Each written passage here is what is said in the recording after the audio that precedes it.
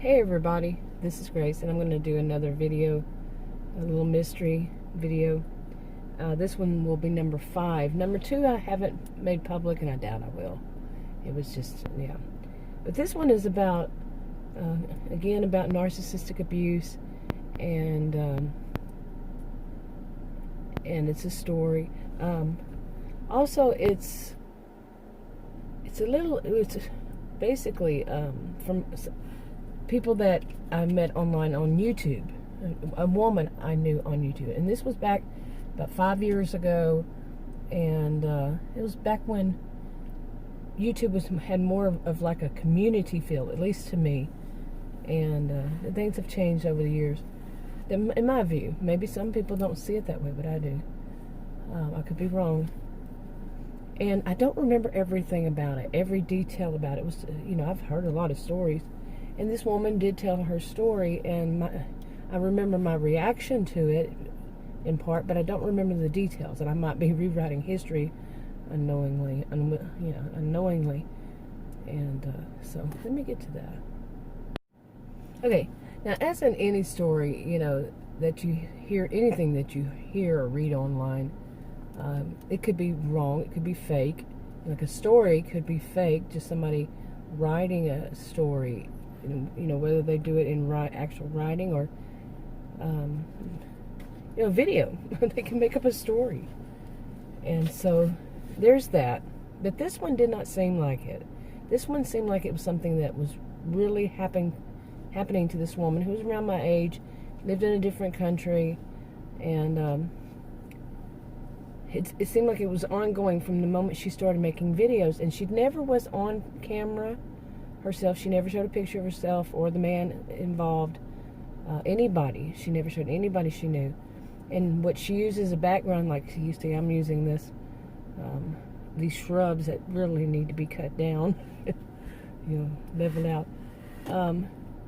But it was basically just voicing the pictures she used were of narcissistic abuse. I guess she got them online. She was actually very interactive with her audience, her subscribers, and including me. And I had asked her some questions of how she did that, because that was when I first started doing videos when I wasn't on camera.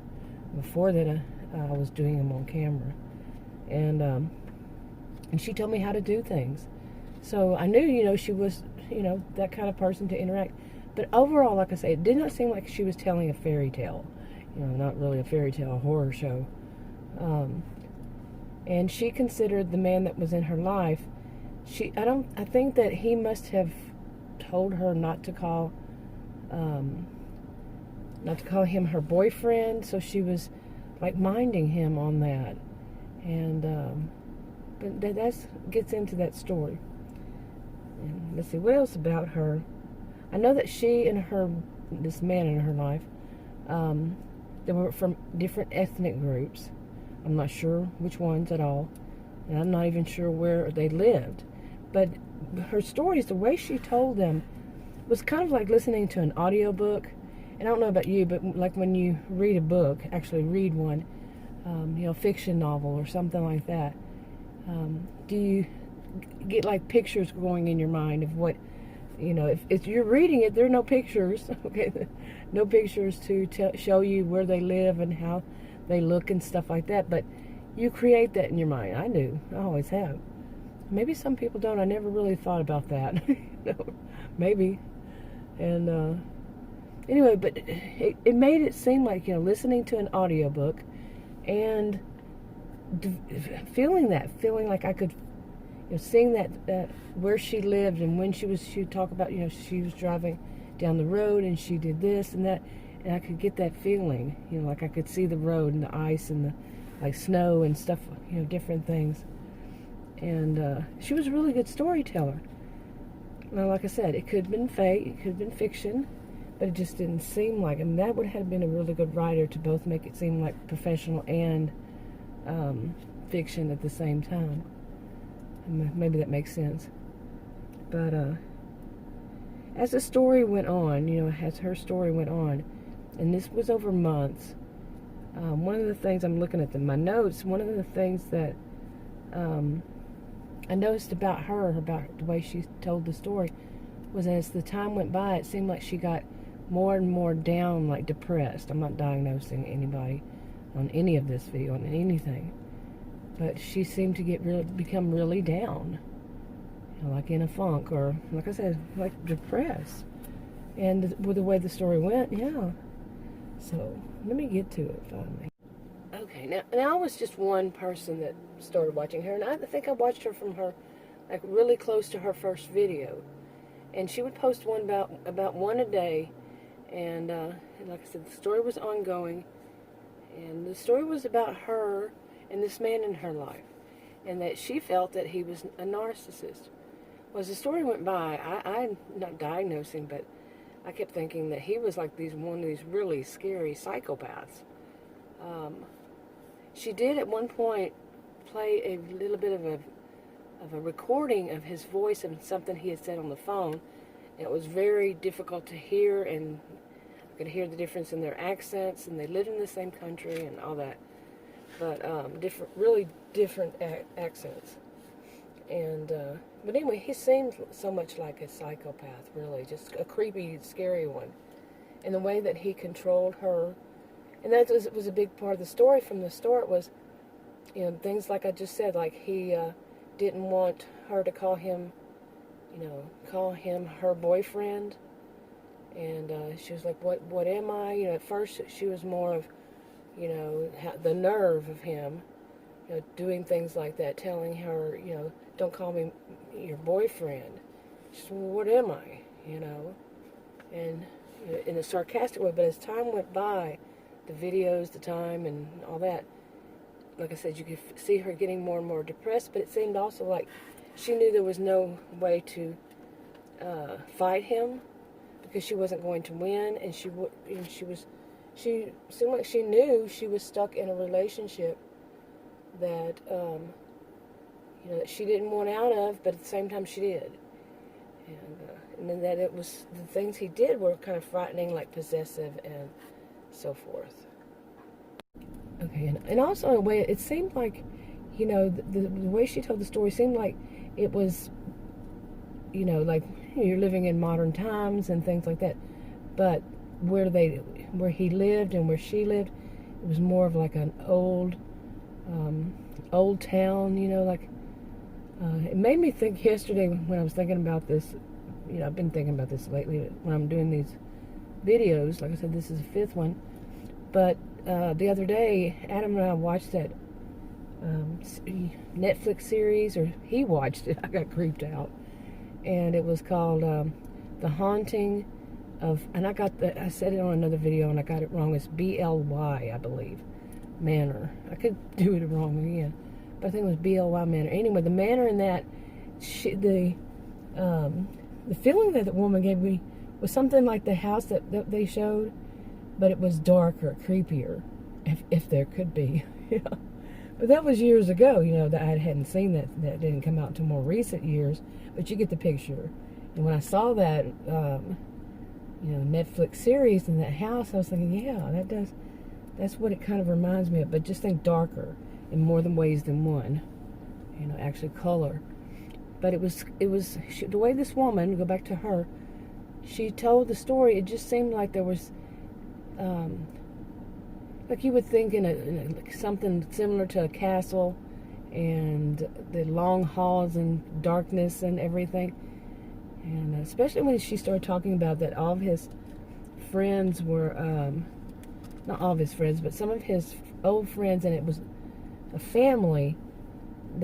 His family was coming in, and this other family was coming in. They were all friends, and so the parents and the children and the grandchildren, they would have been in the middle age group. They were all coming in to his house, and it seemed just like an old dark castle, the way she told the story.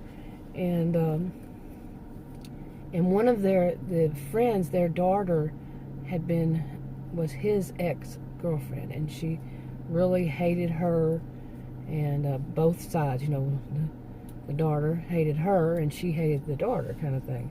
And these were adults. Okay, these were adults around my age, a little younger. But so much of it was just about how he controlled everything. Like he said his ex-girlfriend and her family and his family are coming in, but she was not allowed to be there at first, I think. And she just had to accept it. That's how it was. And she did. She just had to accept it if she wanted to be in his life, or he would end it. And that's where she found herself. And yeah, you know, that she had to do whatever he said.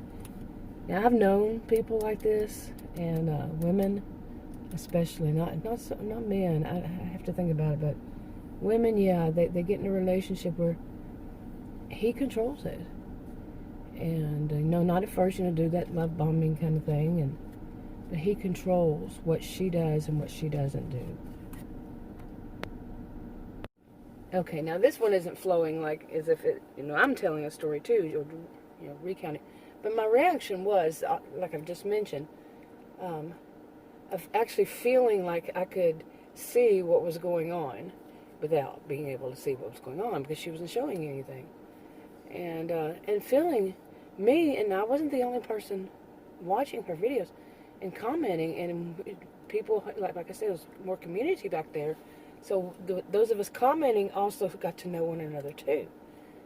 And, you know, we would respond off, comment on others' comments. And we were all basically afraid for her life and let her know it because of the way this guy was acting. And as she told the story, which I said more than once, that it just didn't seem like it was fiction, but it seemed like she was, you know, he was digging in deeper into his control over her, and she was minding him, all the while stating really that she did not want to be controlled by him, but she knew that she was, and it was getting worse over time, and that depression of hers seemed to get worse and worse. And especially, like, you know, when his ex-girlfriend and her family, and they were coming for, I guess it was a holiday, Christmas or something, and that she was told what she could do and what she couldn't do, and when she could come and be part of it or something like that. And eventually she did go there. And but the whole thing was so creepy. It really was creepy. And as she got to that point, you know, like she was saying things that made it seem like people should be worried about her, that there was something deeper there, something that was you know, scary, frightening about the whole thing. And so when it came closer and closer to that whole family coming in and all that, she said, you know, she was basically worried for herself, but it was stuff she had to do anyway. He told her to, and she went to his house and all that, you know, when all that family and his family and their family, but she was not to be thought of as a girlfriend. And then she talking about she was on her way there and so forth, and that was it. That was all we heard from her. I know it sounded like boom, and I did it on purpose. It was all we heard from her ever again. We never heard anything else. So the whole story was like leading up to that. When she was going to go to this family, his family, that other woman's, his ex-girlfriend's family, and his ex-girlfriend, and they were all going to be there in this scary place. It seemed like a scary, really scary castle. Yeah, and she had to go because he told her to, and then she went, and she you know, did a video. She was going on her way, and then never a word from her again. No more videos. I don't remember her channel name. I don't remember anything other than what I just said repeatedly. I know I keep repeating it, but so much of it was, wow. Yeah, that is frightening. I'm doing videos about things like this and other kinds of things. I will be doing, you know, a variety of, but really, if people just disappearing, and, you know, who knows if they actually, what happened to them, kind of disappearing. Yeah, I'm doing those and different ones, but this one really, and I think I've done a video about it, and one person who was in that community said that she thinks she knows who I was talking about, but she doesn't know either what, you know, what had happened to this woman. And I first got online on my first time on anything that you could consider as a social media, format kind of thing, was platform, was back in 1990. It's 30 years. And I have heard some creepy stories and experienced some creepy things. But you would think, in a way, if somebody is not lying, if they are lying, once they tell a story and it comes to that kind of ending, that eventually they'll come back and say it was fiction or something, to acknowledge it. Or just, maybe they're just creepy people who tell creepy stories, and they get a kick out of having people like their stories, and then they just disappear, and that was it. That's all they wanted. They go some other way to do it, to do that. I don't know. I really don't know. Like I said, it seemed like a legitimate story. Like she was really telling the story of her life as it was going.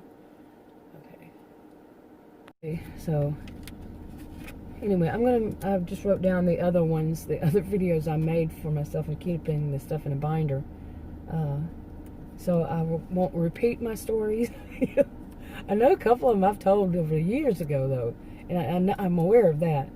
But lately, after I fell, and like I said, I thought I had a slight concussion, and my doctors aren't seeing patients. They're not even doing Zoom. They just talk over the phone. I've had a slight concussion before, a light concussion, and I don't know. It could be something like that. My memory, my long-term, I would be really worried if it was just my short-term memory. But my long-term memory, I'm having trouble with. And there could be so many reasons behind that. I'm not a doctor. I'm not a healthcare professional. So it's just guessing for me. But if I do repeat myself in anything besides, like I repeated myself on purpose during this video, I'm talking about repeating videos.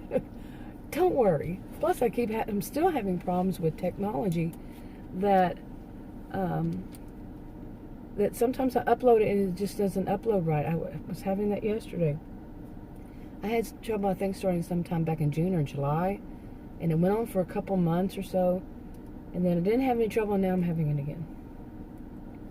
I don't know. So many things change with technology as it is, and one day this will work, but the next it won't. Sometimes. Okay, not with everything. But anyway, I'm going to tell more. I don't know. I haven't put... This will be the second one I haven't put up. And, yeah, let me see. Yeah, I have one other one. And it's not online. That number 4 I have to put up. It's not online. It's in person. And then this one is online. And I'm going to try to do a mix, like I said. And not just about people disappearing. So, alright, that's enough for this video for now. Talk to you on another video.